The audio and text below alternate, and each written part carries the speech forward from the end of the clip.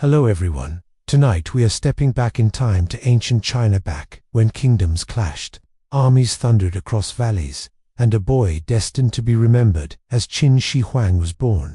Picture this: dust swirling over bronze chariots, banners snapping in the wind, and somewhere in the western hills of China, a young prince blinking up at a sky already heavy with the weight of history. And fair warning, this story has more political scheming than your average high school cafeteria. Honestly, if you think your family reunions are tense, just wait until you hear about the Ying clan dinners. Spoiler, you will not survive. So before you get comfortable, take a moment to like the video and subscribe it only if you really like what I do here. And I'd love to hear from you. Drop a comment telling me where you are listening from and what time it is over there now. Turn off the lights, maybe turn on the fan for some soft background music, and let's get started tonight. Ying Zhang was born in 259 BCE, in a time when the world, or at least the world known to him, was carved up into 7 mighty states. His father was King Zhongxiang of Qin, and his mother, Lady Zhaoji, would one day become infamous for her intrigues. But when little Zhang first opened his eyes, the state of Qin was hardly secure.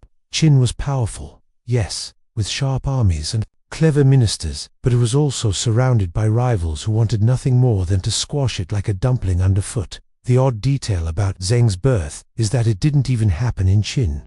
He was born in the enemy state of Zhao, where his father had lived for years as a hostage. Yes, you heard that right. The future first emperor of China began his life not in safety, but as the child of a hostage prince. Historians still debate whether this unusual start shaped his lifelong paranoia, but you have to admit, it probably didn't make him the trusting type. From the very beginning, his story was wrapped in danger. Zhao and Qin hated each other.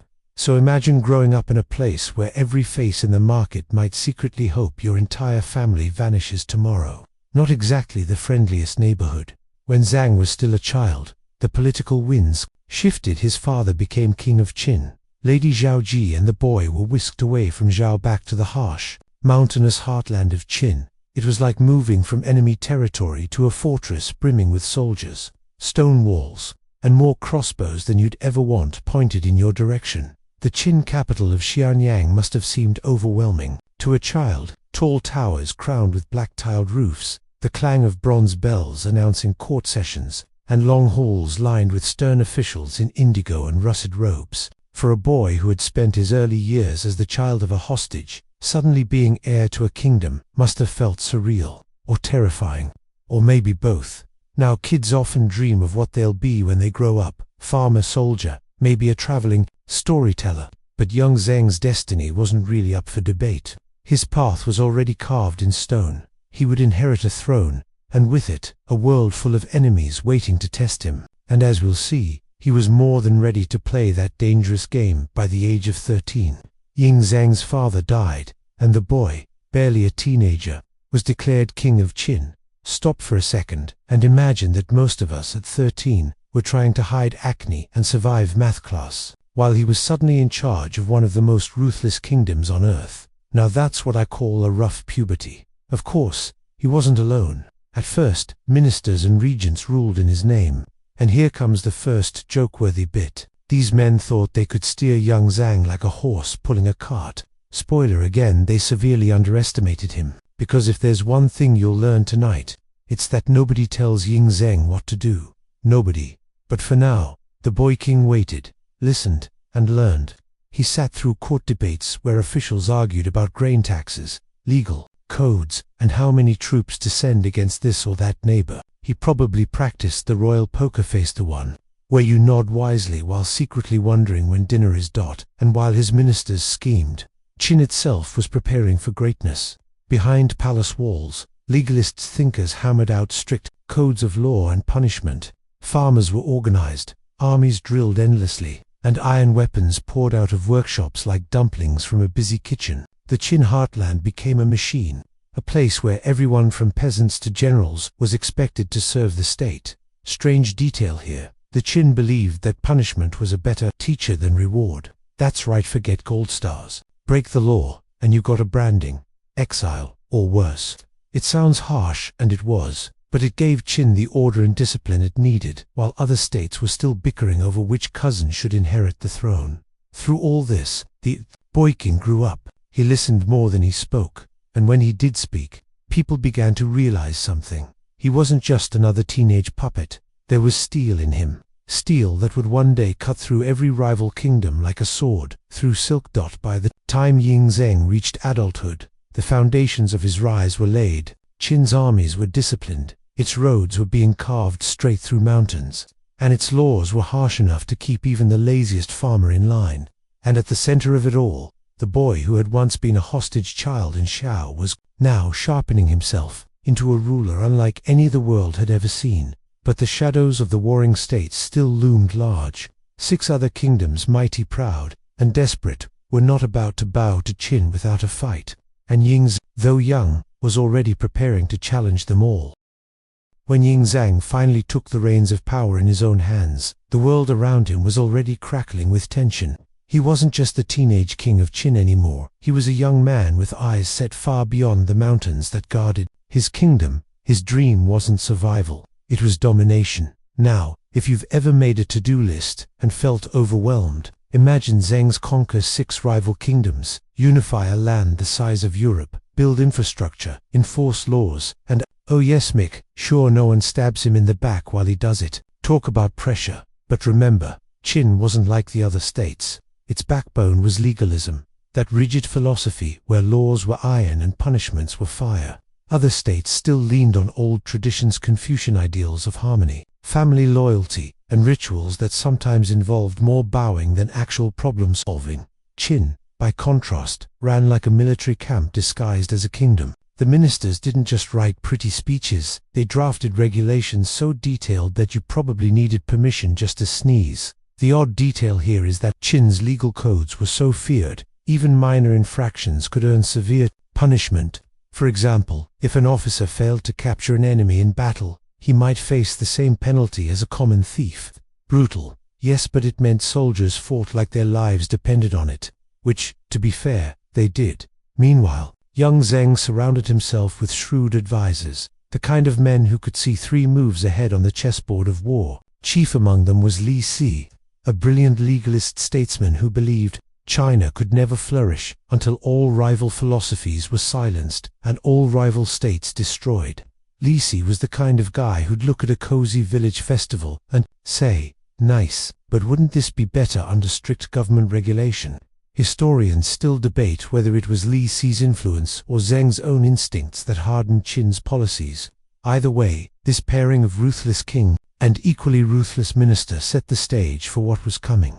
And what was coming? War. Endless, grinding, bloody war. To understand why, picture the warring states, period. 7 kingdoms, each like a heavyweight fighter circling the ring, waiting for a chance to knock the others down. Zhao, Wei, Han, Ka, Yan, Qi, and of course, Qin. Some were rich in farmland, others in trade routes, others in manpower. Each one dreamed of uniting all under heaven.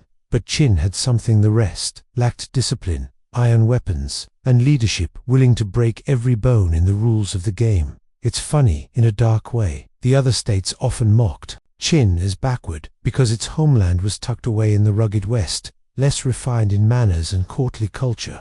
But that backward kingdom was about to bulldoze every one of its refined neighbors. It's a bit like the quiet kid in the back of class who suddenly takes over the entire school. Surprise! By the 230s BCE, Zheng's armies began their march. First up, Han, small, vulnerable, squeezed between giants. Qin descended on it like a hawk on a rabbit. In 230 BCE, Han was swallowed whole, barely making a squeak. 1 kingdom down, 6 to go. But here's where we pause for the odd and slightly hilarious detail. Qin generals were so strict about recording battlefield kills that sometimes soldiers literally carried severed heads back to camp as proof. Imagine being the poor clerk counting those at the end of the day. 57, 58, 59. Wait, did someone double count this one? Gruesome, yes, but also bureaucratically efficient. After Han fell, Qin turned to Shao, one of the most powerful states. Zheng must have savored this campaign, because Zhao was the land of his birth. Remember, he was born there when his father was a hostage. Returning as conqueror had to feel deliciously ironic. It's like getting kicked out of a restaurant as a kid, then coming back years later as the new owner. But Zhao wouldn't go down easy. Their generals were seasoned, their cavalry fierce. Qin's armies clashed with Zhao again and again, the earth trembling beneath thousands of hooves. At one point, Zhao's commander Li Mu even managed to hold Qin at bay. For a while, it looked like the Western juggernaut might actually stumble. Historians still debate whether Zhao could have survived if Li Mu hadn't been betrayed by his own court.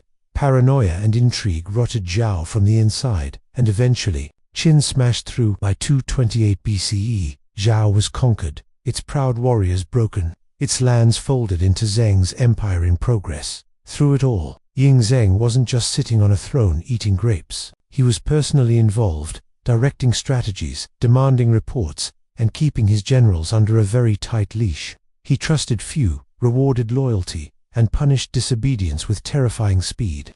It was during these campaigns that whispers began to spread. Perhaps this young king was destined for something greater than any ruler before him. Of course, not everyone was impressed. Rival kings called him a tyrant. Scholars muttered that his legalist policies would destroy culture and the common folk, or they probably just wanted a break from constant war taxes. But Zheng didn't care about popularity contests. He wasn't running for office, he was rewriting the map.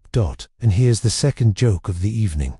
If you ever feel like you're being too controlling in a group project, just remember Ying Zheng. Compared to him, your micromanagement is basically a group hugged at. By the end of his campaigns against Han and Zhao, Qin was no longer just feared, it was unstoppable. The dominoes had started to fall, and the other states knew it. Kud, Yan, Wei, Keith, they all looked westward with dread, realizing that the boy king of Qin was no longer a boy. He was becoming the conqueror who would change history forever. But before he could finish them off, Ying Zheng had to face the trickiest part of all, keeping his own kingdom from tearing itself apart while his armies were away. And trust me, inside Qin's palace walls, the daggers were just as sharp as those on the battlefield. While Qin's armies thundered eastward, within the heart of the kingdom, another battlefield simmered, one without spears or banners, but with whispered plots and polished daggers. Because you see, conquering 6 rival states was difficult, but surviving your own court, that was often the real challenge. Ying Zheng, by now a hardened young monarch, had learned this lesson early. Ministers schemed for influence, generals schemed for glory, and even the royal family wasn't exactly a safe zone.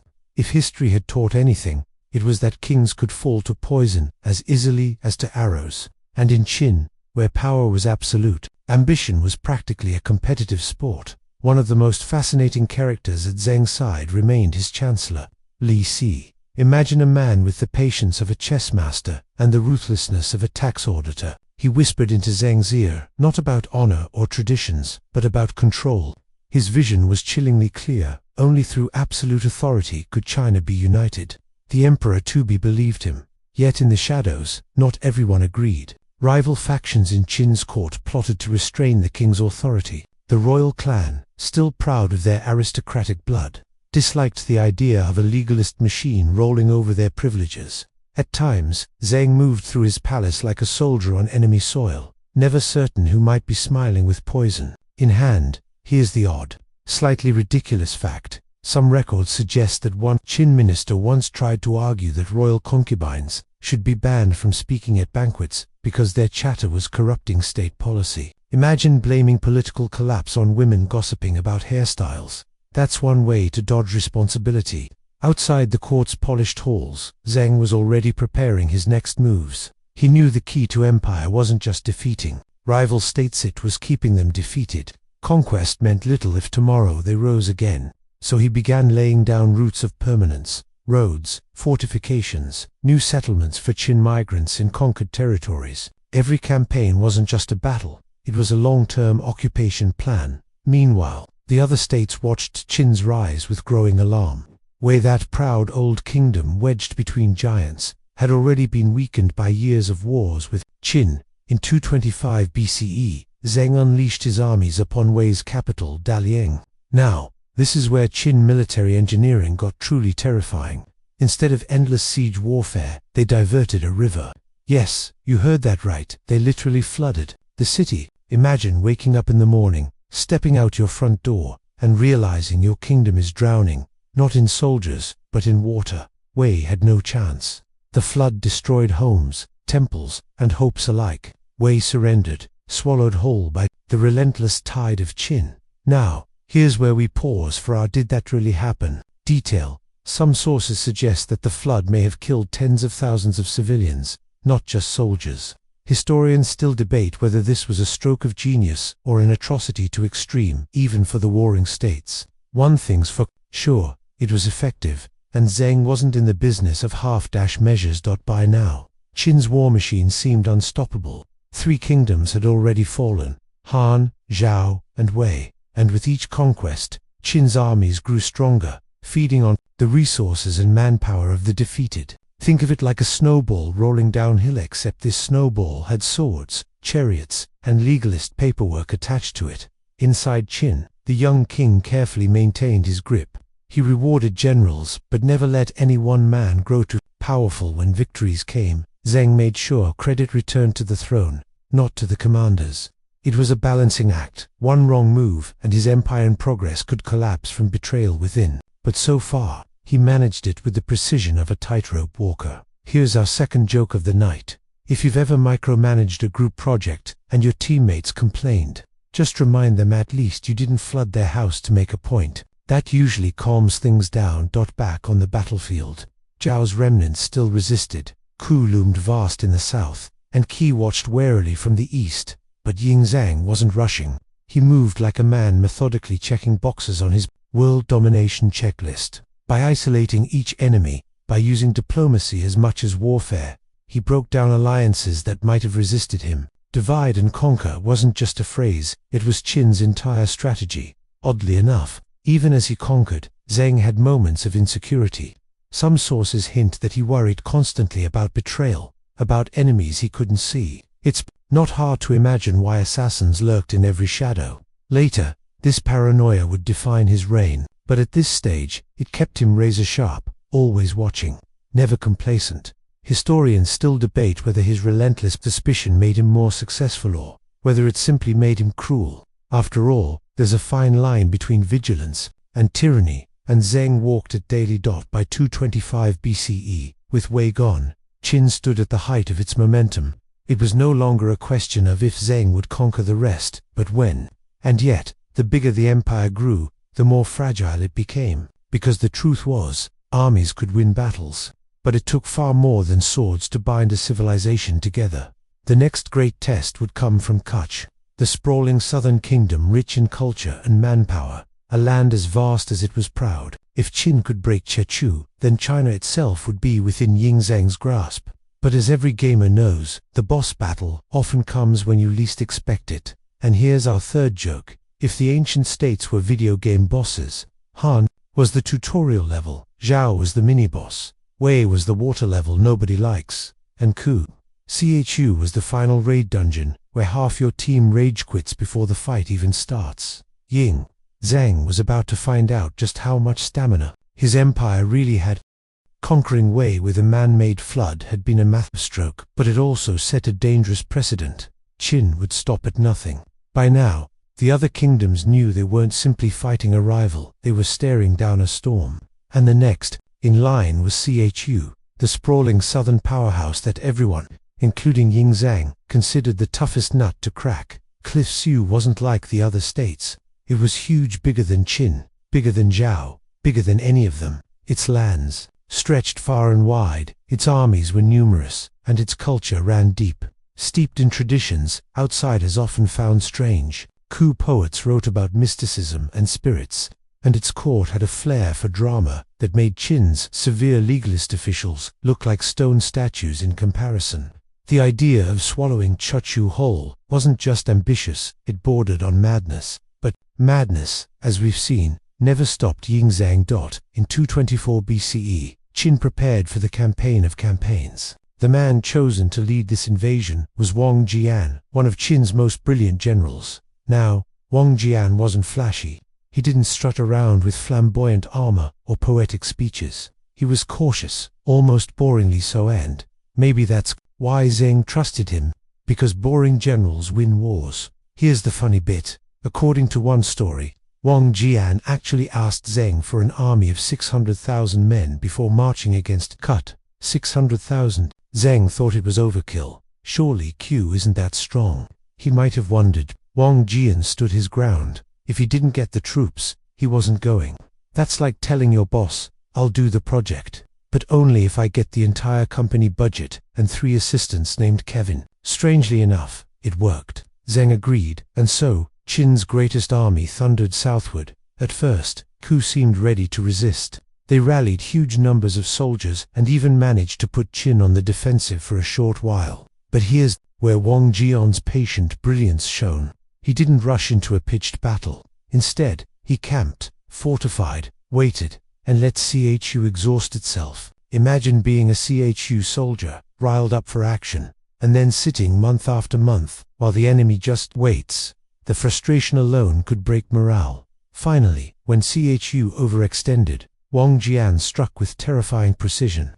The clash was massive, tens of thousands on each side, banners whipping in the wind, war drums echoing across the battlefield. Cliff's mighty army collapsed under Qin's discipline and Wang Jian's timing. The kingdom that once seemed unconquerable was shattered. Now, let's slide in our odd, off-topic fact. Some accounts say Wang Jian during the campaign pretended to be a doddering old man to trick the Q spies into reporting back that he was too timid to attack. Picture him strolling round camp, acting like he needed a walking stick, while secretly planning one of the deadliest offensives in Chinese history. It was the ultimate grandpa bait, and Chekchu fell for it. The fall of Chekchu in 223 BCE was This wasn't just another conquest, it was the moment the balance of power in China tilted entirely to Qin. With Ku gone, only 2 kingdoms remained, Yan in the northeast and Qi in the east. Both suddenly looked very small. Of course, nothing in history is ever straightforward. Even as Qin celebrated, whispers ran through the land. Could one kingdom really hold all of China? Wouldn't rebellion ignite the moment Zheng turned his back? Historians still debate whether Xiax's fall was inevitable, or whether it was the sheer genius of Wang Jian's slow and steady method that made it possible. Either way, the result was the same. Qin had knocked out its deadliest rival. Here's joke number 2. You know how in movies, there's always that one villain who says, I don't need an army, I can beat you myself. Yeah, Ku sort of tried that approach. Qin, on the other hand, basically said, we brought everyone, and their cousin, and their cousin's goat. Overkill wins again. Back in Qin, Ying Zheng celebrated, but he didn't grow complacent. His legalist ministers reminded him that conquering was only half the story. Governing an empire this big required systems, taxation, laws, roads, and above all, fear. Without them, the dream would crumble before it even solidified. Zheng nodded. He wasn't just uniting states, he was forging a new identity. China itself. Oddly enough, even at the height of victory, Zheng remained wary of his generals. He rewarded Wang Jian but also made sure to retire him quickly afterward. Why? Because a man who could crush Qihu could also crush a king, if he chose to. In Qin's empire, loyalty was a contract written in ink and paranoia. The campaign against Ku marked the last great obstacle. From here, Qin's expansion felt like the endgame. Yan, already weakened, would soon crumble. Qi, rich but complacent, would fall without much of a fight. The dream of one ruler, one China, was no longer fantasy. And here's our third joke. Imagine playing Monopoly, and by mid-game one player has park, place, boardwalk, and every railroad. That was Qin after Chu. Everyone else was just rolling dice, hoping not to land on the wrong square. Spoiler alert, they did by 223 BCE. Ying Zheng was no longer just the king of Qin. He was the man destiny seemed to favor, the one who could finally do what centuries of warlords had failed to achieve, the unification of all under heaven. But destiny, as always, came with a price, and Zhang was about to pay it in blood, paranoia, and endless building projects. With Ku now crushed beneath Qin's iron heel, the chessboard of China had shrunk dramatically. Only 2 states remained, Yan in the northeast and Qi in the east. Compared to the sprawling giants Qin had already demolished, these 2 looked almost laughably fragile. But Ying Zhang knew better than to underestimate anyone. Small dogs, after all, bite hardest when cornered. Let's start with Yan. Yan had always been something of an outlier in the warring states world. It sat far in the northeast, close to the Korean peninsula, with harsh winters that made it feel like the Canada of ancient China, cold, tough, and maybe just a little bit isolated. Their culture leaned more toward the nomadic steppes, and they were famous for their horsemen. But militarily, Yan wasn't exactly Qin's match. Their leaders knew this, which is why they turned to one of history's most desperate plans, assassination. Yes, assassination. You've probably heard the story of Di Zhengkai, the would-be hero of Yan. In 227 BCE, the crown prince of Yan realized they couldn't possibly survive Qin's onslaught in open battle. So he hatched a plot to send Qin Shi, a warrior with a reputation for bravery, to sneak into Qin's court and kill Yingzheng himself. And here's the kicker. He wasn't just carrying a dagger. He was also bringing the gift of a surrendered general's severed head. Nothing says peace treaty like a head in a box. When Qin Shi presented his offering to Zheng, he suddenly drew the dagger and lunged. For a split second, history held its breath. If the blade struck true, Qin's entire future might collapse. But Zheng, proving he wasn't just a paper king, fought back. According to legend, he circled the pillars of his palace while his guards scrambled to help. After a dramatic struggle, Qin Shi failed, was cut down, and Yan's last gamble disintegrated in a pool of wasted bravery. Here's our first joke of the night. So imagine you're at a dinner party, and someone brings you a wrapped gift. You're expecting a bottle of wine.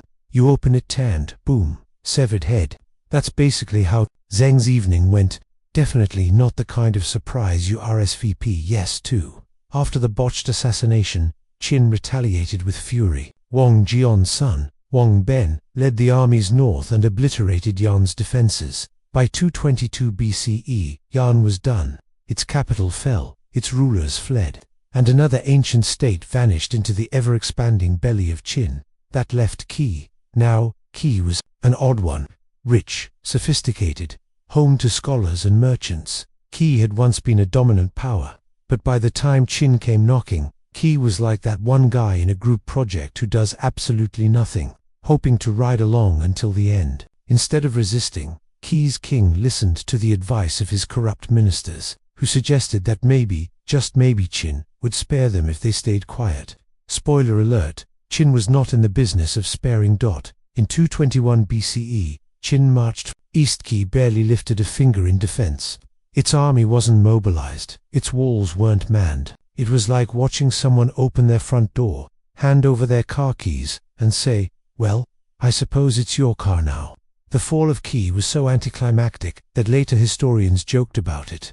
Some say Qi's king ended up a commoner, stripped of all dignity, while his people were absorbed into the new empire without much resistance at all. And so, it was done. After centuries of chaos, betrayal, shifting alliances, and endless wars, the impossible had happened. One man now ruled it all. In 221 BCE, Yingzheng proclaimed himself not merely king of Qin, but something greater, something entirely new, Shi Huangdi, the first emperor. He deliberately broke from the old title Wang King, because kings were many, emperors, however, were one.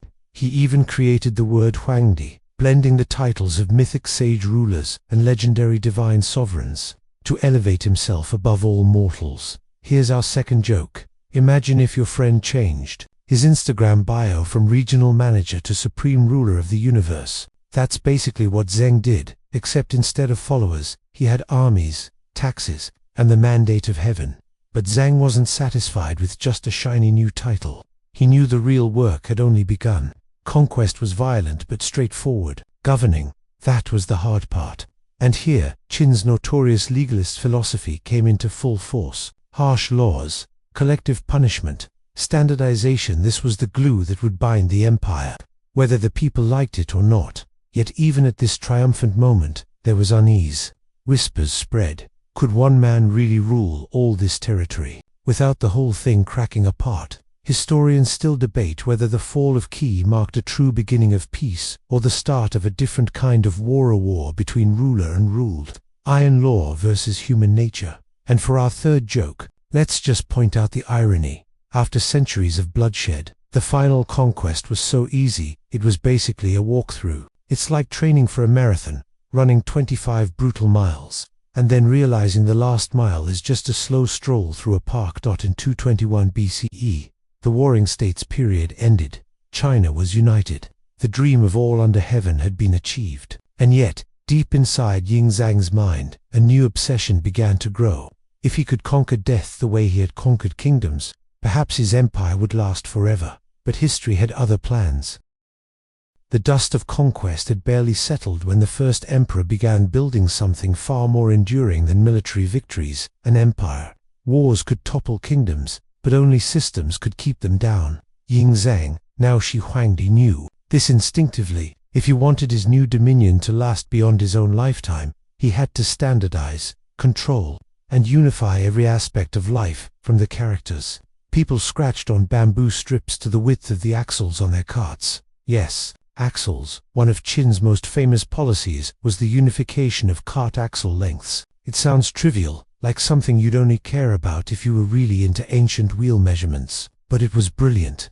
Before Qin, different states had carts of different sizes, meaning their ruts in the roads didn't line up. Travel was a bumpy nightmare. Qin standardized the size, so all carts fit the same ruts, smoothing travel across thousands of miles. Infrastructure geeks probably had a field day. Here's our first joke. Imagine if today every country used its own random USB port shape. One has triangles, another has octagons, and you need 47 adapters just to charge your phone while traveling. That's basically preach in China. Zheng was the guy who said, "Enough, everyone gets us BC." But axles were just the beginning.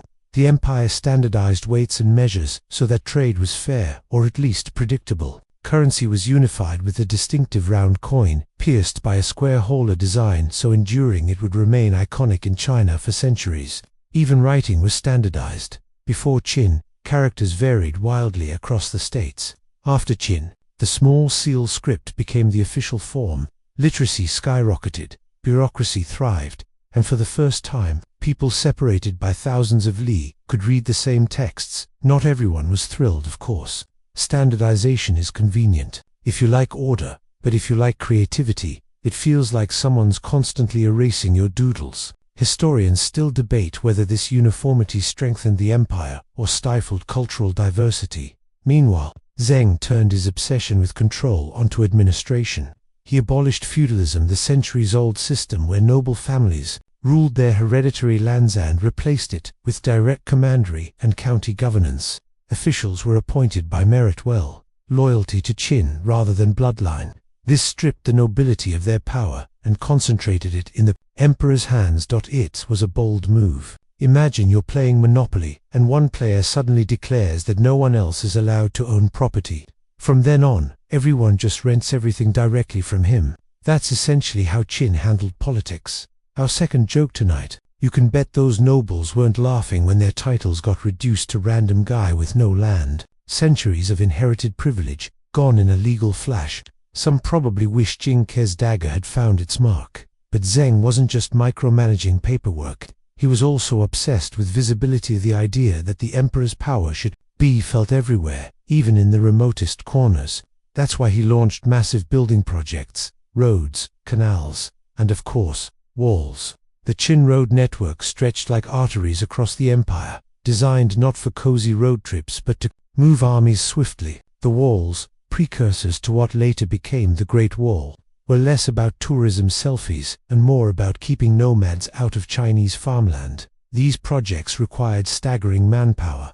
Millions of peasants and prisoners labored under brutal conditions. Many died nameless and unrecorded, their bones buried beneath the very foundations of Qin's monuments. Yet in Zheng's mind, this was the necessary price for eternal order. Here comes the third joke. If ancient Yelp had existed, Qin's labor conditions would have gotten a 1-star review, maybe with a sarcastic comment like, "Great views from the wall," but the mandatory lifetime contract really killed the vibe. At the same time, Qin's legalist philosophy sank deeper into society. Harsh punishments became the norm. Families could be punished for one member's crime. Whipping, mutilation, and forced labor were constant threats. The idea wasn't justice, it was deterrence. By making punishments terrifying, the rulers hoped crime would vanish. Spoiler alert, it didn't vanish, but it sure made everyone paranoid. Still, it worked for now. Order was maintained. Roads were safe. Markets functioned. Officials did their jobs. For the first time, ordinary farmers could actually imagine that all under heaven really was under one law. And yet, cracks began to show. Because here, the paradox, Yin Zhang had united China, but his methods created resentment. The nobles despised losing power, the peasants despised endless labor, and the scholars despised having their ideas censored. The emperor's grip was strong, but also brittle like a clay pot that looked impressive on the outside, but could shatter with one sharp blow. Historians still debate whether Zheng's vision of unification was brilliant foresight or simply overreach disguised as order. Was he building a foundation for future dynasties, or setting up an empire doomed to collapse under its own weight? But the first emperor wasn't worrying about cracks. No, his gaze was already drifting elsewhere toward the heavens, toward eternity itself. He had unified the land of the living. The next challenge, in his restless mind, was to conquer death. Death, that stubborn adversary, was the one thing Qin Shi Huang could not command with decrees or armies. He had bent kingdoms to his will, reshaped laws, even told people how wide their cart axles must be, but mortality remained unimpressed. And so began the emperor's most bizarre, almost tragic obsession, the pursuit of immortality. From the moment he took the title Shuangdi, Zheng began pouring resources into alchemy, mysticism, and bizarre experiments that, frankly, would make today's health bloggers look tame. He summoned wandering magicians, Taoist priests, and self-proclaimed immortality experts to his court, demanding they reveal the secret of eternal life. They promised him all sorts of things: hidden islands where immortals dwelled, elixirs brewed from metals, and magical herbs that sprouted only under moonlight. Of course, most of these so-called sages were frauds. But here's the thing: frauds thrive when kings desperately want to believe. If you can convince the most powerful man in the world that grinding up mercury will let him live forever, you not only get rich, you also get a one-way ticket out of peasant life. It's like the world's most dangerous get-rich-quick scheme. That's where we hit tonight's first joke. Imagine your boss demanding you bring him an anti-aging potion by next Friday. You don't know a thing about chemistry, so you toss some glitter into Red Bull and hope for the best. That was basically the job description for many Qin alchemists. The irony: these elixirs were often poisonous. Mercury, cinnabar, swallowed them like vitamins, convinced they'd make him immortal. In truth, they may have slowly poisoned him, contributing to his paranoia and eventual decline. It's one of history's cruelest punchlines. The first emperor, obsessed with eternal life, may have died faster because of his immortality medicine. Still, his search wasn't just about bottles of toxic sludge. It was also about voyages. Zheng ordered expeditions to the eastern seas in search of the fabled Isles of the Immortals. Legend says one group set sail with hundreds of young men and women, tasked with bringing back magical herbs. They never returned. Historians still debate whether they perished in storms, or simply found new land and thought, you know what, let's not go back to the guy who makes us drink mercury. Some even link this tale to the first Japanese settlements, though the evidence is fuzzy. Meanwhile, back home, Zhang built elaborate rituals to cheat death symbolically. He commissioned a massive tomb complex outside Shenyang, the capital. Most of us know it today because of its most famous guardians, the Terracotta Army. Thousands of life-sized clay soldiers, each with unique faces, stood ready to defend their emperor in the afterlife. Horses, chariots, generals, frozen in ceramic detail. It was as if Zheng thought, if I can't conquer the next world in person, at least I'll have an army waiting when I arrive. Here comes our second joke. Somewhere in the afterlife, a rival king must have looked at that clay army and said, really, you couldn't just bring a fruit basket? What's eerie is that much of the mausoleum remains unopened. Ancient records claim it contains rivers of liquid mercury to mimic China's waterways and ceilings painted with constellations.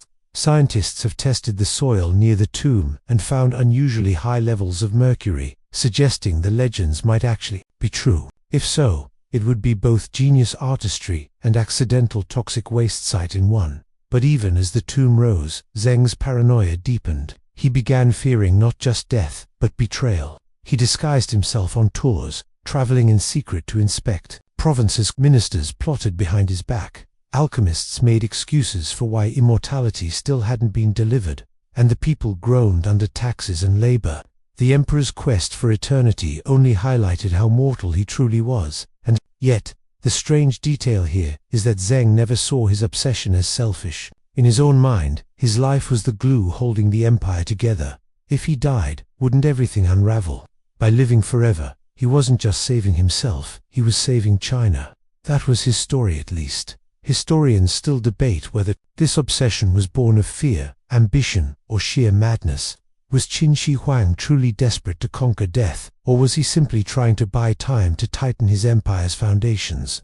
We'll never know. What we do know is that the quest consumed him, and in the end, it failed. Our third joke tonight: it's hard not to imagine the emperor's face when he realized immortality wasn't arriving. Probably something like when your delivery app cancels your order after you've been waiting an hour, only instead of dumplings, it was eternal life. Still, the emperor pressed on. He built walls, dug canals, minted coins, and tightened laws, all while sipping poison smoothies from his alchemists. His dream of eternity slipped further away, but his empire at least for now remained solid. And then, one day, during a tour of the East, death finally caught up to him, quietly, unexpectedly. Ironic, really. The man who tried to bend heaven itself had forgotten the simplest truth: you cannot outnegotiate time. But what came after his death was, in some ways, even more dramatic. For now though, let's pause, because the stage was set for a political storm, unlike anything the empire had yet seen. When Qin Shi Huang finally died during his eastern tour, it wasn't announced with trumpets or public mourning. In fact, it wasn't announced at all, at least, not right away. His ministers, terrified of the chaos his death might unleash, quietly hid the truth. Picture it. The most powerful man in the world had just keeled over, and instead of telling anyone, his entourage basically went, no one panic wheel, just drag him along for a bit. And they did. His body was placed in a carriage, and covered with layers of fish to mask the smell. Yes, fish. Imagine rolling into town with your emperor decomposing in the back, while attendants shout, "Fresh, catch of the day." That's tonight's first joke. If you ever complain about your job, just remember someone's job back then was literally deodorizing a corpse with seafood. But why the secrecy? Because succession in Qin was not a smooth affair. Shi Huang had designated his eldest son, Fusu, as heir. Fusu was strict but fair, stationed on the northern frontier with General Meng Tian to guard against the Zhongnu. Unfortunately for him, the emperor's trusted eunuch, Zhao Gao, and Prime Minister Li Si had other plans. They wanted someone weaker on the throne, someone they could control, so they forged an imperial decree. In the emperor's name, Fusu was ordered to commit suicide, and the youngest son, Hu Hai, was installed as the new ruler.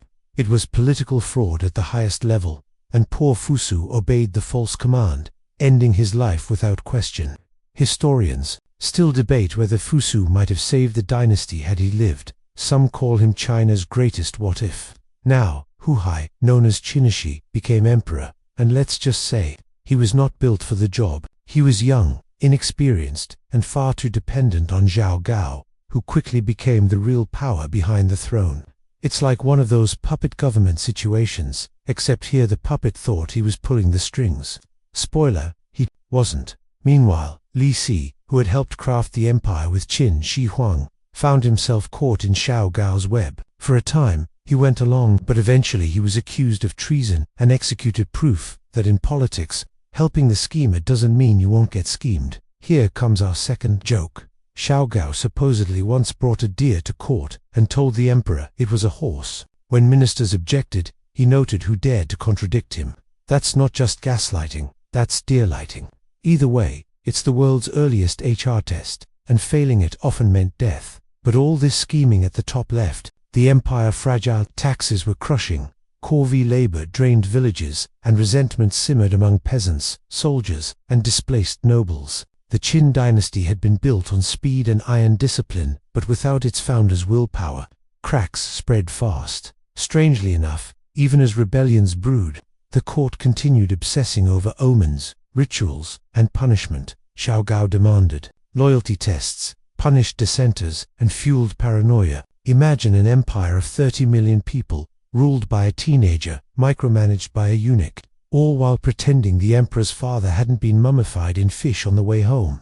The stage was set for implosion, and yet, the odd detail here is how quickly it all unraveled. In less than 3 years after Qin Shi Huang's death, uprisings had exploded across the empire.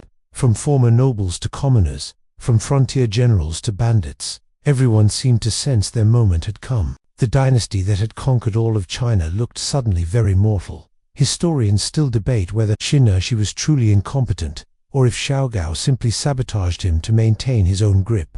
Either way, the result was the same: an empire trembling on the edge of collapse. Our third joke tonight: if dynasties had Yelp reviews, the Qins would read, "Started strong, ended in chaos. 0 stars, would not unify again." But here's the twist: out of this chaos rose unlikely leaders, peasants, outlaws, and exiled soldiers who would soon clash to decide China's future. The dream of eternal Qin unity was about to be shattered by rebellions that spread like wildfire. For now, though, remember this: the emperor who sought immortality left behind a dynasty that barely survived him. Qin Shi Huang had feared death because he thought everything depended on him. He wasn't wrong. The death of Qin Shi Huang had been carefully hidden, the succession twisted, and power funneled into the hands of Xiaogao.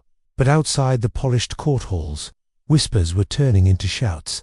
It started with rumors. The first emperor was dead, then it spread: his son was weak, his ministers corrupt, and the once invincible Qin army was overextended.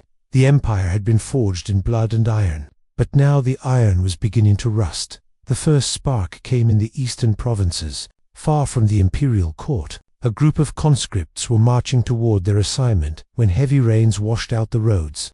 The delay meant they would arrive late, and under Qin law, lateness was punishable by death. Imagine that: drenched, muddy, terrified peasants, realizing they were already doomed no matter what. Their solution: instead of facing execution, they revolted. These men, Chen Shang and Wu Guang, declared themselves leaders of a new uprising. And here comes our first joke tonight. Their movement began not out of lofty ideals or political philosophy, but basically because they really didn't want to be yelled at by their boss. If procrastination ever needed a historical mascot, Chen Shang's rebellion would qualify. The rebellion was small at first, but it struck a nerve.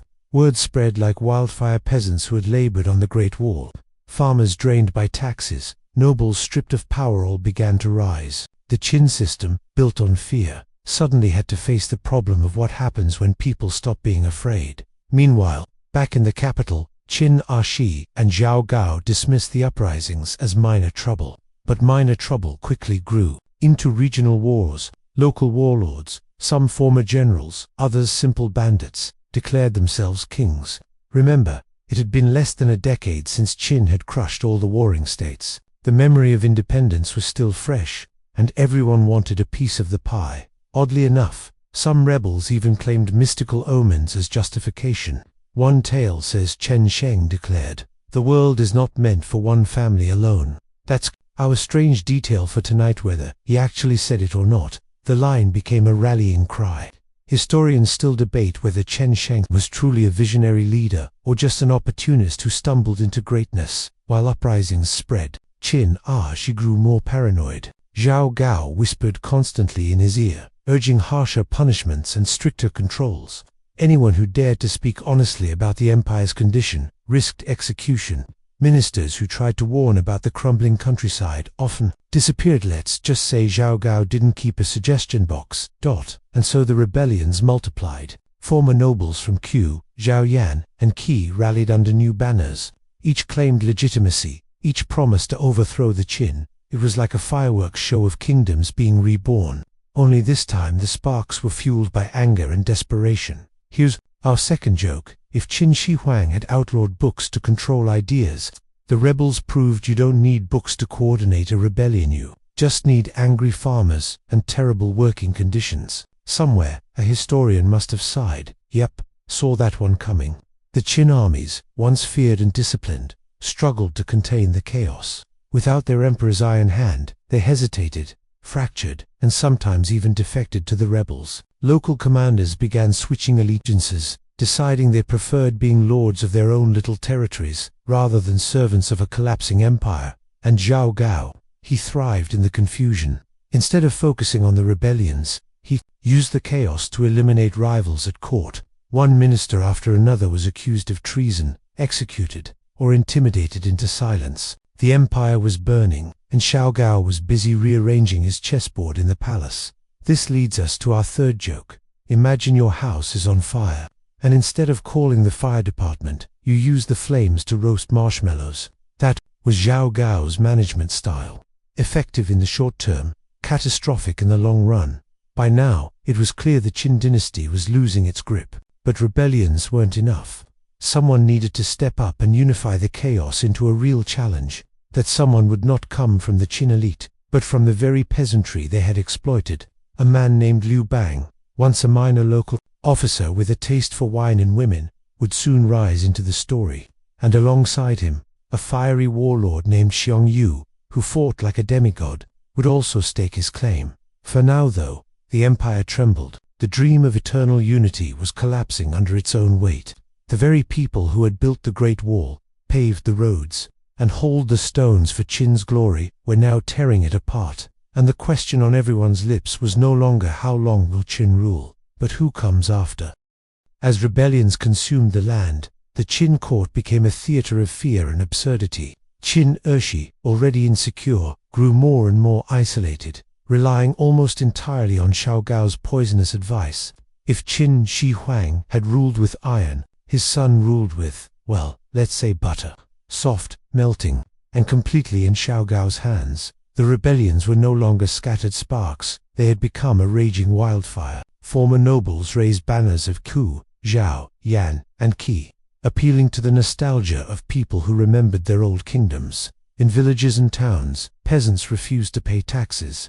Local officials either ran away, surrendered, or quietly joined. The uprisings, the Grand Empire, once drilled into uniform obedience, was unraveling thread by thread. And yet, in the capital, Xiao Gao convinced Qin Shi that everything was under control. In fact, Xiao Gao took paranoia to an art form. Anyone who dared speak the truth about the empire's condition was branded a traitor. Ministers were executed in droves, their families destroyed. While Xiao Gao grew stronger with each disappearance, one of the strangest and oddly famous episodes of his reign was the deer and horse test. Xiao Gao brought a deer into the court, presented it to Qin Shi, and said, "Behold, a fine horse." The emperor laughed nervously and said, "That's a deer." But Xiao Gao turned to the other officials and demanded agreement. Some nodded and said, "Yes, a horse." Others hesitated or disagreed, and those men were promptly executed. Here's our first joke of the night. If you've ever sat in a meeting where the boss insisted on a bad idea and everyone pretended to agree, just remember it could be worse. At least your career doesn't depend on calling a deer a horse. That the result of this madness was that Qin Shi had no real counselors left. Xiao Gao controlled access, controlled information, and controlled the court. Outside, the rebellions grew stronger, and the Qin armies, plagued by low morale, failed again and again to suppress them. Soldiers deserted in droves, many switching sides to join the rebels, who promised food and freedom. Meanwhile, two names began to rise above the chaos: Shang Yu and Liu Bang. Shang Yu was a warlord of Chu descent, famed for his strength and ferocity. Legends say he could lift a massive cauldron that took several men to move, and in battle he fought with the fury of 10 soldiers. He was a hero straight out of epic tales, the kind of man who made enemies tremble and allies rally with pride. Liu Bang, by contrast, had far humbler beginnings. He had once been a minor officer in charge of transporting prisoners who occasionally escaped under his watch. Perhaps after he had a bit too much wine. He was charming, crafty, and liked by ordinary people. Where Shang Yu was the thunderstorm, Liu Bang was the sly breeze sneaking under doors. Together, though not yet allies, they represented the new forces rising to challenge Qin. Odd detail for tonight. Some accounts say Liu Bang's rise was predicted by omens, including a mysterious dragon sighting near his village. Was it real? Historians still debate whether this was genuine belief or just very effective propaganda. Either way, it made a good story for villagers eager to believe in destiny. Back in the palace, Qin Shi descended deeper into delusion. Xiao Gao convinced him that the rebellions were exaggerated, that loyalty still held, and that all failures came from treacherous generals. The emperor executed loyal commanders, replacing them with Xiao Gao's cronies. This was like replacing firefighters with arsonists, predictably disastrous. Here's our second joke. Qin Shi may have been the only ruler in history who managed to have fewer allies every time he tried to gain more. It's like hosting a dinner party and ending with less food than when you started. The rebellions only grew. Entire provinces slipped out of Qin control. Cities opened their gates to the rebels rather than fight. Peasants who had once trembled at the sight of Qin soldiers now saw them as little more than exhausted, overpaid bullies. The Qin dynasty, barely holding on, looked less like an empire and more like a sandcastle at high tide. Finally, Xiaogao himself grew tired of Qin Shi. He had milked the emperor's authority for all it was worth, and now he feared becoming a scapegoat when the empire inevitably collapsed. So, in a move that shocked even his allies, Xiaogao arranged for Qin Shi to be forced into suicide. Our third joke. Imagine being so bad at your job that even your #1 manipulator says, "Yeah, I think we're done here." That was Qin Shi's resumed Xiaogao, then installed a puppet ruler, a nephew of the emperor, in a last-ditch attempt to maintain control. But the empire outside no longer cared who sat on the throne. The Qin dynasty's authority had evaporated. Armies of rebels now marched across the land, banners flying, leaders claiming destiny. The once mighty empire forged by Qin Shi Huang stood on the edge of collapse, its grandeur reduced to shadows and whispers, and in the chaos, all eyes began to turn to the rebels who had the strength to finish the job. Xiang Yu and Liu Bang were ready to step fully onto the stage. The death of Qin Shi sent ripples through the empire, but instead of calming the storm, it only made the waves taller. The Qin dynasty was now a ship without a captain, steered by Xiaogao, who tried desperately to maintain control. But let's be honest, when your empire's on fire, and you're the guy holding the matchbox, people don't really line up to trust you. Xiaogao placed a child on the throne, a puppet emperor who could barely reach the table at court. It was a pitiful show of legitimacy, like trying to patch a collapsing dam with a single leaf. Across the provinces, governors and generals openly declared independence. Rebellion banners multiplied faster than spring weeds. The world that Qin Shi Huang had hammered together with blood and iron was coming apart in spectacular fashion. And then entered Xiang Yu. Xiang Yu had been raised in the traditions of Chju nobility, but he wasn't a refined scholar. He was a warrior, through and through. Stories said he was massive in size, with a booming voice and eyes that seemed to burn. When he fought, he became a legend in motion. At the Battle of Julu, Xiang Yu proved his reputation. The Qin army at Julu vastly outnumbered the Ku forces, but Xiang Yu made a bold decision. He ordered his men to destroy their own boats and burn their supplies. His message was simple: there would be no retreat, no way back, only victory or death. The soldiers, fueled by desperation and his charisma, fought with unbelievable ferocity. Against all odds, the Qin forces were smashed. The victory electrified the rebels. Here's our first joke. If you've ever eaten an entire pizza in one sitting and then realized you can't go back, congratulations, you've just reenacted Xiang Yu's strategy. No retreat, only digestion. The Qin generals, demoralized and defeated, abandoned strongholds. Word of Xiang Yu's triumph spread like wildfire. Suddenly, the Chju banners weren't just nostalgic, they were terrifying. Rebels across the land rallied behind Xiang Yu, believing he was the one destined to topple Qin. But in the shadows of Xiang Yu's thunder stood Liu Bang, moving more quietly but no less effectively. Unlike Xiang Yu, he didn't smash through walls, he slipped through cracks. His charisma, humor, and ability to connect with ordinary people gave him an advantage. Peasants saw him as one of their own, not another noble trying to restore old privilege. When he took cities, he often spared lives, winning loyalty rather than ruling through fear. Odd detail for tonight. Some records claim Liu Bang had a dragon aura about him, supposedly visible at birth. His mother reportedly dreamed of a dragon before he was born, which was considered a sign of greatness. Historians still debate whether this was a real belief or clever PR. Either way, Liu Bang's supporters used it to paint him as chosen by destiny. Meanwhile, Zhao Gao's days were numbered. His lies had worked when Qin Shi was alive, but now even his puppetry couldn't hold back reality. Rebellion leaders ignored the court, marching openly toward the capital. Even the puppet emperor began to resent him. Finally, Zhao Gao was assassinated by his own allies, a fitting end for a man who thrived on betrayal. Here's our second joke. Xiao Gao's career path could be described as backstabber until he realized he couldn't keep track of how many knives were already sticking out of his back. In the aftermath, the young puppet emperor tried to hold on, but the Qin dynasty had lost its spine. In desperation, he surrendered to Liu Bang, who had marched into Guangzhou, the very heart of Qin territory. It was a moment of history that stunned the world.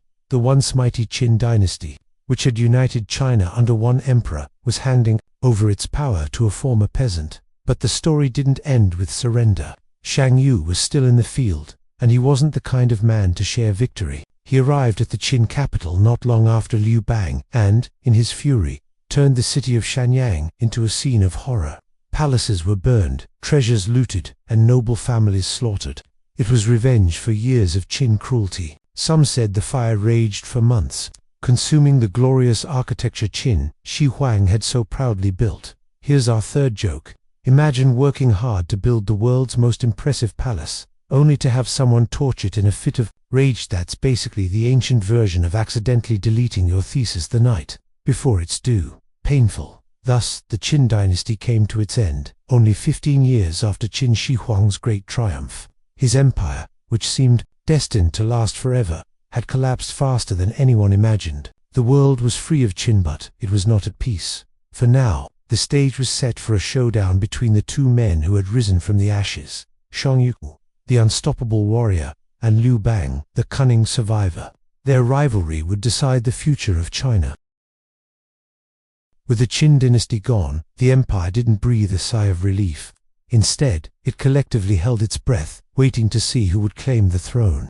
The fall of Qin had opened a power vacuum, and everyone knows what happens with vacuums. They suck. In this case, they sucked in two men, Shang Yu and Liu Bang. At first, the two were supposed to be allies. After all, they both hated Qin, and nothing bonds people quite like shared enemies. But as soon as the Qin capital fell, the alliance crumbled.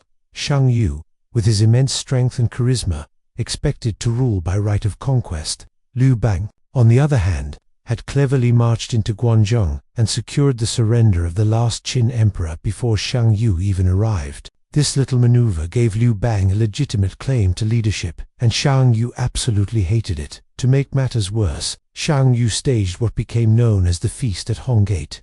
On the surface, it was a banquet in honor of victory, but everyone at the table knew it was a trap.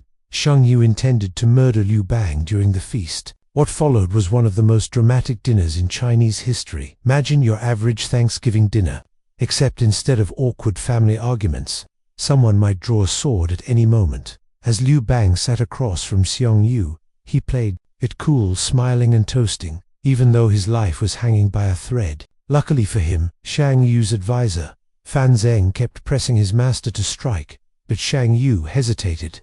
In the end, Liu Bang slipped away with the help of Shang Yu's uncle, who secretly admired Liu Bang's charm and potential. Historians still debate whether Shang Yu's hesitation was due to arrogance, indecision, or a deep-seated belief that fate would sort it out. Either way, it was a mistake he would regret. Here's our first joke. If you've ever left a family dinner thinking, "Wow, I barely escaped alive," congratulations, you've had your own Honggate feast. After the banquet, the rivalry between Shang Yu and Liu Bang hardened into outright conflict. Shang Yu tried to reshape the political map by dividing the land into what became known as the 18 Kingdoms.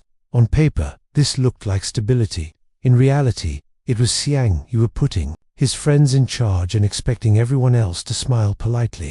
He gave Liu Bang the remote territory of Hanzhong, far from the central plains. It was essentially political exile, like giving someone the worst seat on an airplane, the one next to the bathroom. But Liu Bang wasn't deterred. In Hanzhong, he rebuilt his forces, encouraged loyalty through generosity, and bided his time. His strategy wasn't to fight Xiang Yu head-on, but to slowly win the hearts of the people. He distributed food, treated prisoners with kindness, and promised to lower taxes. It was, in a way, the complete opposite of Qin's old methods. People who had suffered under iron rule now saw Liu Bang as a refreshing alternative. Odd detail for the night: Liu Bang apparently enjoyed wine a bit too much and was known for being sloppy when drunk, sometimes even insulting his own allies. Yet, strangely enough, this made him seem more relatable. like the ruler who might fall asleep at your kitchen table after dinner. This human touch gave him a kind of raw charisma that Xiang Yu, with all his nobility, couldn't match. Meanwhile, Xiang Yu's approach to leadership was, let's call it fiery. He ruled by fear, demanding absolute obedience and punishing betrayal with terrifying swiftness. This inspired awe but also resentment. When people followed him, it was often because they were scared, not because they believed in him.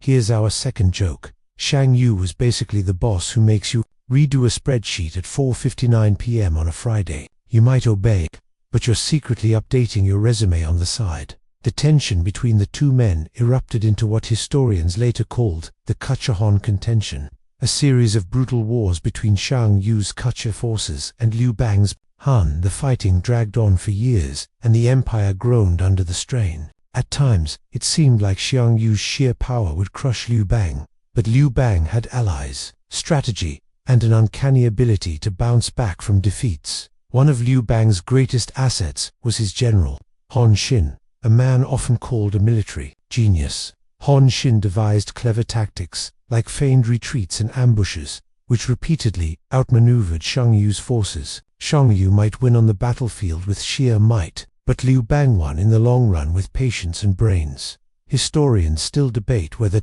Xiang Yu's downfall was inevitable because of his personality, or whether with just a few better choices, he could have claimed the empire. His pride, his temper, and his reliance on fear may have doomed him from the start. Here's our third joke. If life is a game of chess, Xiang Yu played like a battering ram, just smashing the board until the pieces scattered.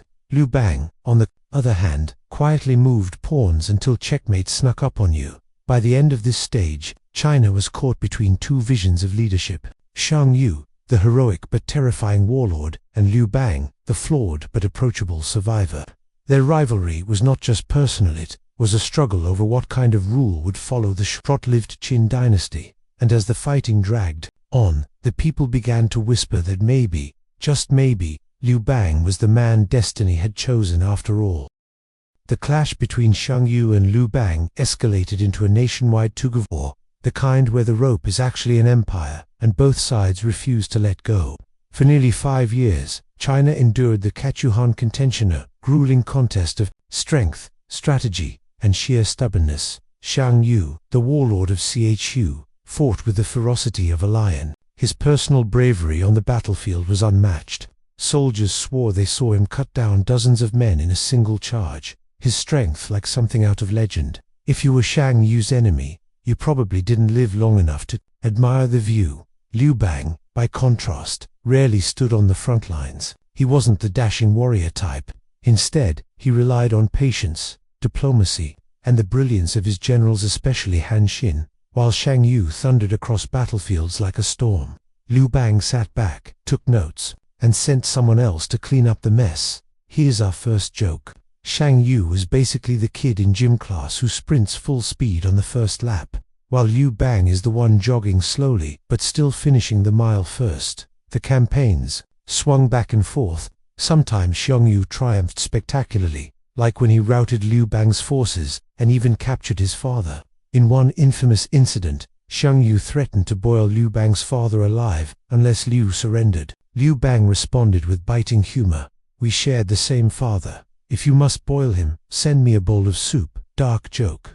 Absolutely effective. Somehow, yes, it bought him time, and Xiang Yu hesitated again. Historians still debate whether Xiang Yu's mercy here was weakness or some shred of humanity left in him. Meanwhile, Han Xin engineered victories that slowly strangled Xiang Yu's resources. One of his most brilliant maneuvers was the back-to-the-water strategy. He deliberately placed his army with a river at their backs, leaving them no choice but to fight or drown. Miraculously, the troops fought with unmatched desperation, and won against overwhelming odds. It was the military equivalent of burning the escape plan so no one could run. Odd detail, some soldiers claimed that after the battle they swore off swimming forever, while Han Xin carved out victory after victory. Liu Bang also played the long political game. He courted alliances, convinced neutral lords to switch sides, and gradually built an image of himself as the man of the people. He promised mercy and stability, while Xiang Yu continued to rule through terror. Here's our second joke. If Xiang Yu ran a restaurant, Every bad Yelp review would probably be answered with, "We burned your house down." Not exactly great customer service. By 203 BCE, the tide had turned decisively. Han Xin's campaigns cut Xiong Yu's supply lines, and more lords defected to Liu Bang. The final showdown came at Gaixia, where Xiong Yu's army was encircled by Han forces, trapped, exhausted, and vastly outnumbered. Shang Yu's once mighty army crumbled.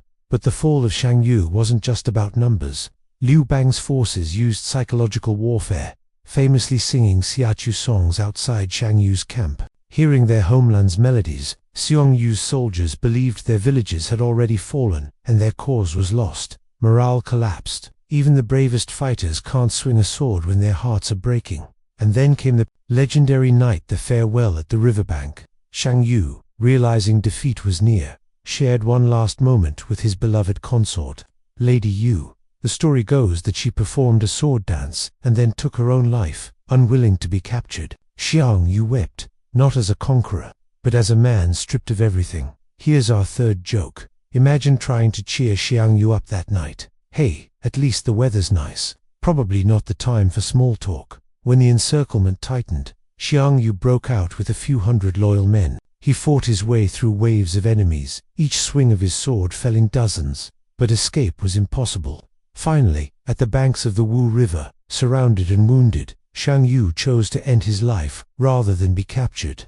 In his last words, lamented that heaven itself was against him. Historians still debate whether Shang Yu's end was tragic destiny or simply the price of pride. Either way, his death marked the end of an era. The greatest warrior of his time was gone, and in his place, Liu Bang stood ready to claim the mantle of emperor. The Kuchihon contention had drained China's strength, but it had also revealed what kind of leader people wanted. Bravery alone wasn't enough. To rule a fractured empire, one needed patience, strategy, and most importantly, the ability to unite people under something more than fear. And Liu Bang, a former peasant, drunkard, an unlikely hero, was about to prove that sometimes the underdog really does win. With Shang Yu gone, the battlefield fell silent, but China itself was still buzzing. After years of chaos, destruction, and backstabbing, there was finally a single man left standing, Liu Bang. The peasant turned general turned warlord was now positioned to crown himself the first emperor of a new dynasty, the Han. Now, let's pause for a second. Imagine explaining this career trajectory to his old drinking buddies back in Pei County. "Oh yeah, remember Liu Bang? He's not dodging taxes anymore. He's ruling all of China now." Probably would have made them choke on their rice wine, but it wasn't an instant fairy tale ending. Consolidating power was almost as tricky as winning it. Liu Bang had promised mercy and stability to gain allies, but promises made in wartime tend to bounce back in peacetime. He had to deal with suspicious lords who had once supported him, generals who thought they deserved more credit, and a public so tired of war they would revolt if he sneezed too loudly. Enter his most trusted ally, his wife. Empress Lazi was sharp, calculating, and not at all the kind of woman you wanted as an enemy. While Liu Bang handled the big picture, Elle made sure threats at court were quietly handled. Some historians even argue that her ruthlessness was the glue holding his early reign together. Historians still debate whether her reputation as cruel was exaggerated by later writers, who weren't too fond of powerful women. Meanwhile, Liu Bang officially declared himself Emperor Gaozu of Han in 202 BCE. He set up his capital in Chang'an, a strategic choice that balanced geography, resources, and defense. Think of it as the ancient equivalent of choosing where to build your startup headquarters only, instead of office rent. You worry about invading nomads. Here's our first joke. Liu Bang must have been the ultimate example of fake it till you make it, except in his case, he faked being a competent ruler until, well, he actually became one. But beneath the triumph, Liu Bang was learning fast that ruling was different from rebelling. Taxes had to be collected, laws enforced, and corrupt officials kept in check. The Qin dynasty had collapsed partly because it squeezed the people too hard. Liu Bang wanted to avoid that fate, so he relaxed some of the harsh Qin policies, lowered taxes for farmers, and promoted Confucian ideals of morality and order. In short, he tried to look like the good emperor, though he still had his grumpy moments. One odd detail from his reign: apparently, Liu Bang hated scholars and their lectures. He once complained that Confucian scholars were just long babblers who didn't understand the real world. Yet, ironically, Confucianism would become the ideological backbone of the Han Dynasty for centuries. Historians still debate whether Liu Bang secretly respected the scholars or just tolerated them for political convenience. The early Han government relied heavily on the talents of his generals and advisors, particularly Hon Xin, Zhao He, and Zhang Liang. Each man had been instrumental in Liu Bang's rise, and each expected rewards. But success comes with paranoia. Over time, Gaozu grew suspicious of their power. Hon Xin, the brilliant general who had defeated Xiong Yu, was eventually executed under accusations of treason. It was the ancient Chinese version of thanks for building my empire, now please exit through the trapdoor. Here's our second joke. If you ever think your boss doesn't appreciate you, remember Hon Xin. He basically gave Liu Bang an empire, and his Employee of the Month award was an execution notice. Despite these tensions, the foundations of the Han Dynasty began to take shape. Roads and canals were rebuilt, trade flourished, and the people finally enjoyed a period of relative peace. Peasants who had spent decades watching armies march across their fields could finally plant crops without worrying about a cavalry charge trampling the harvest. Oddly enough, Liu Bang also kept some Qin institutions he had once rebelled against. The centralized bureaucracy, strict laws, and county systems stayed in place because, let's face it, they worked. He simply softened the edges, replacing terror with pragmatism. It was like repainting a haunted house and calling it cozy, and yet, ruling an empire meant dealing with threats from the outside.